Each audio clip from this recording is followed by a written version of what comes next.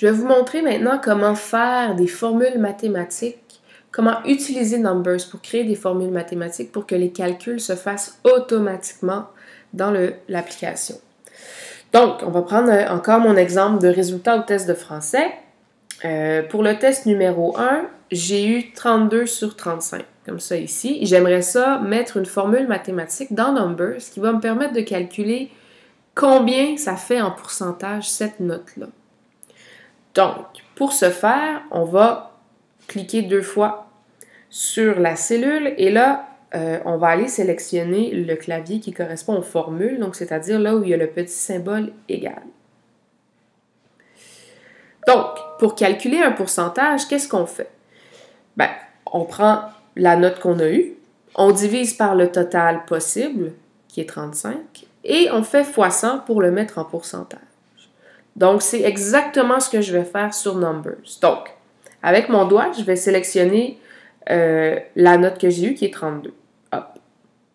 32. Vous voyez ici, là, dans la barre où ça vous montre le texte que vous écrivez, c'est pas le chiffre 32 qui apparaît, mais bien le nom de la cellule. Donc, C9, pour dire que vous êtes à la colonne C et à la ligne 9. Donc, vous entrez la donnée qui est à cet endroit-là. Ensuite, on va faire diviser et on va sélectionner le total possible des points qu'on pouvait avoir dans cet examen-là, qui est 35. Donc, on va appuyer sur 35. Même chose, vous voyez, c'est pas 35 qui apparaît ici, mais plutôt l'endroit où la cellule, l'endroit où la cellule se trouve dans votre tableau, c'est-à-dire C10. Donc, 32 divisé par 35. Après ça, on va faire fois 100, donc fois, et on va rentrer 100. Et après ça, on va appuyer sur la touche ici qui dit Enter. Hop! Et on va aller regarder qu'est-ce qui apparaît. Qu'est-ce qui apparaît? C'est le pourcentage. 91,42857, etc., etc. Donc, voilà comment on fait une formule. Puis maintenant, regardez bien. Si je me rends compte que j'ai mal entré ma note, c'était pas 32 que j'avais eu, mais c'était plutôt 31. Je vais la changer, je pèse sur Enter et regardez, ça ajuste automatiquement le pourcentage. Donc, j'ai pas besoin de le recalculer à nouveau. Donc, c'est ça qui est magique avec les formules, c'est que vous l'entrez une fois, la formule, et après ça, plus besoin d'y toucher.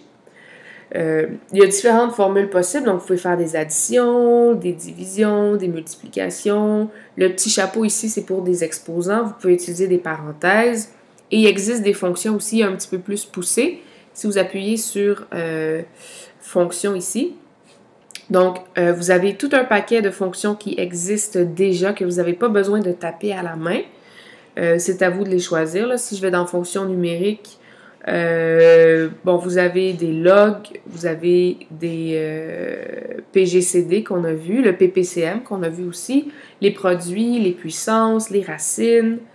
Vous pouvez faire un paquet de sommes. Il y a la moyenne aussi que vous pouvez intégrer automatiquement. Donc ça peut être super pratique, surtout quand vous vous mettez à toucher à tout ce qui est mathématiques.